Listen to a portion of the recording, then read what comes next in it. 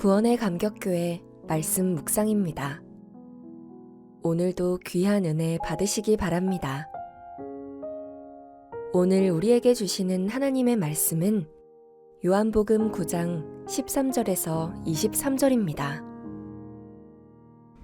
오늘의 말씀. 그들이 전에 맹인이었던 사람을 데리고 바리새인들에게 갔더라. 예수께서 진흙을 이겨 눈을 뜨게 하신 날은 안식일이라.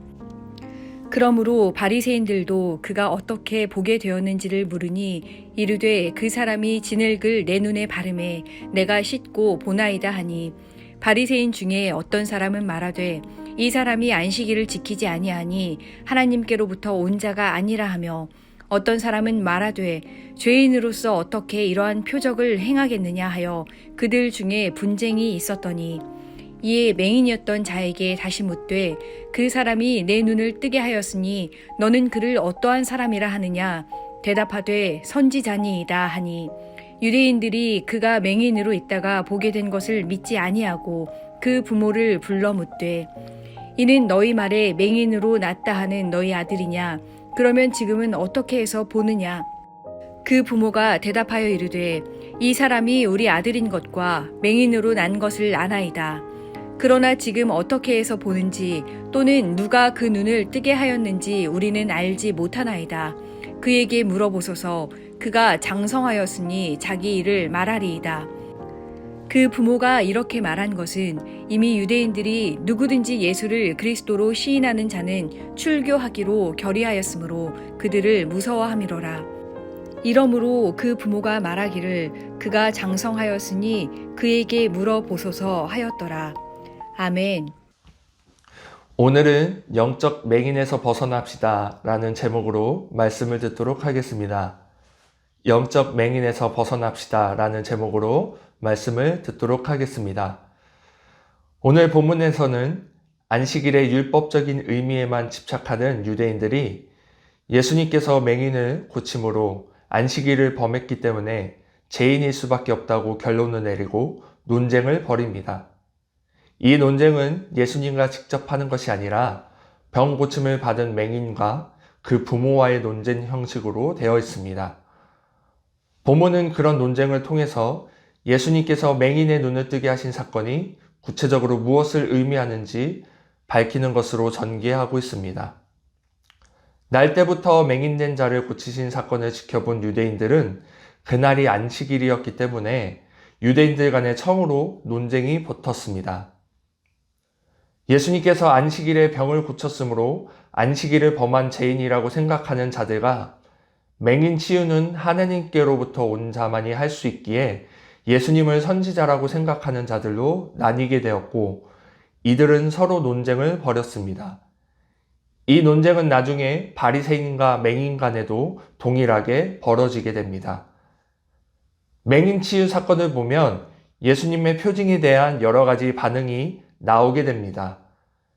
유대인과 바리새인들은 맹인이 눈을 뜬 명백한 표징을 보고서도 이 표징이 의미하는 바를 받아들이기를 거부하고 예수님에 대한 신앙을 거부합니다. 또 맹인의 부모는 예수님께서 자기 아들에게 빛을 준 그리스도임을 알면서도 유대 회당에서 출교당할 것을 두려워하여 공개적으로 신앙을 고백하지 못합니다. 당시 유대 회당에서 축출당한다라는 것은 사회적으로 굉장한 손해를 입는 것이었기 때문입니다.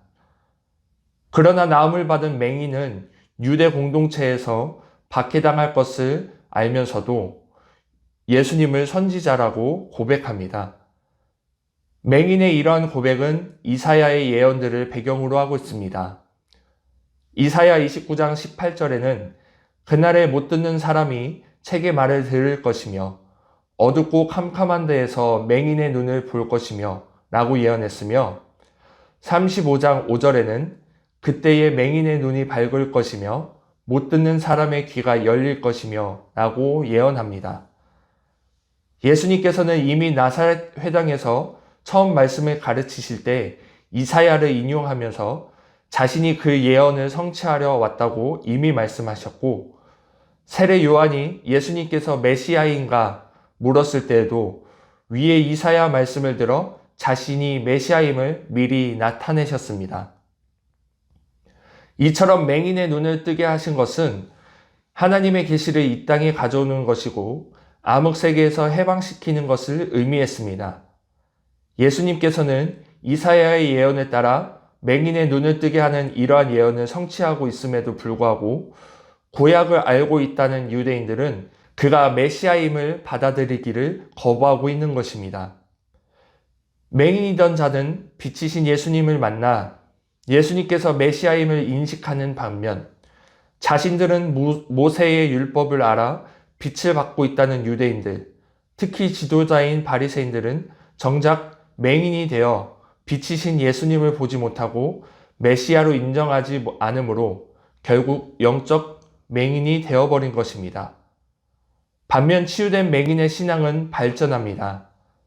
눈을 뜬 맹인은 치유받은 이후 예수님을 그리스도로 고백함으로 예수님에 대한 이해가 점진적으로 깊어갑니다. 그의 예수님에 대한 고백은 사람으로 시작해 선지자, 하나님께로 온 자, 그리고 그리스도로 발전합니다. 이처럼 본문은 육체적 맹인과 영적인 맹인을 대조시키고 있습니다. 이에 대해 어거스틴은 이 맹인은 흑암 속에 살아가는 인류를 대표하고 있다. 만일 맹인이라는 의미가 불신앙을 뜻하는 것이라면 그가 눈을 뜬 것은 구원에 이르는 믿음을 갖게 된 것을 뜻한다 라고 하였습니다. 육신의 눈이 뜨인다라는 것은 영적 눈뜨임의 상징이며 표징입니다. 당시 유대교는 수많은 초막절을 치렀지만 나면서부터 맹인된 이 사람을 고칠 수 없었습니다. 이런 가운데 예수님께서 이 맹인의 눈을 열어주심으로 그에게 진정한 빛이 되셨고 유대교의 초막절을 온전케 하신 메시아가 되셨습니다. 이 땅에는 아직도 맹인의 부모처럼 자기 아들의 고침을 통해서 예수님께서 그리스도이심을 체험했지만 사회적, 정치적 불이익을 두려워하여 예수님에 대한 신앙 고백하기를 회피하는 사람들이 있습니다. 또한 자신들의 율법 개념에 근거하여 유대인들이 예수님을 배격했듯이 제한된 이성이나 세상 지혜에 근거하여 신앙을 거부하는 사람들도 있습니다. 오늘의 말씀은 우리로 하여금 치유된 맹인처럼 십자가에 달리신 예수님을 자신의 구주로 인식하고 두려움이나 타협 없이 언제 어디서나 담대하게 신앙 고백할 것을 요구합니다. 예나 지금이나 형태는 다를지 모르지만 예수님을 따르는 삶이란 고난과 박해가 뒤따르기 마련이고 거룩을 추구하는 삶은 필연적으로 고난을 수반하게 되어 있습니다. 이미 예수님은 복음에는 고난이 필연적으로 동반된다는 사실을 말씀하셨습니다. 이는 하나님께 순종하는 것은 어려운 것이고 사망에서 생명으로 돌아선다는 것은 고통스러운 것이기 때문입니다. 사실 거짓과 죽음의 세상에서 진리와 생명에 성실하다는 것은 세상에 대하여 위협적인 것이기 때문에 성도들은 세상으로부터 배척과 핍박을 반드시 받게 됩니다. 그러나 비록 사회에서 불이익을 당하고 고난을 당해도 예수님을 자신의 구주로 고백하는 신앙을 무엇보다 가장 귀하게 여기고 거기에 최고의 가치를 두어야만 합니다. 왜냐하면 그것이 영원한 생명을 얻는 길이기 때문입니다. 또한 예수님은 자기 때문에 고통당하고 핍박당하는 자들을 그냥 내버려 두시지 않으십니다. 그렇기 때문에 우리는 더욱더 두려움이나 타협이 아닌 믿음으로 반응하며 나아가야 할 것입니다. 사랑하는 구원의 감격교회 성도 여러분, 우리도 매일 크고 작은 반응들을 나타내고 사는데 두려움이나 타협으로 반응하든지 믿음으로 반응하게 됩니다. 매일 살아가는 것도 그렇고 예배를 드리러 나오는 것이나 집에서 온라인으로 예배를 드리는 것이나 예배를 빠지는 것도 모두 우리가 반응을 하는 것입니다. 그렇다면 반응을 할 때 우리는 두려움이나 타협으로 반응을 해야 하겠습니까? 아니면 믿음으로 반응해야 하겠습니까? 이제 영적 맹인에서 벗어나 두려움과 타협 때문에 잘못된 반응을 하며 나아가는 것이 아니라 믿음으로 올바른 반응을 함으로 하나님을 기쁘시게 하는 우리 모두가 되기를 주님의 이름으로 소망합니다. 기도하겠습니다. 하나님 아버지, 오늘 본문 말씀을 통하여서 우리가 영적 맹인에 속하여 있는지 다시 한번 돌아보게 됩니다. 이제 이 말씀을 듣고 깨달아 영적 맹인에서 벗어나 두려움과 타협이 아닌 믿음으로 올바른 반응을 하며 나아갈 수 있는 우리가 되게 하여 주시옵소서. 예수님의 이름으로 기도드립니다. 아멘.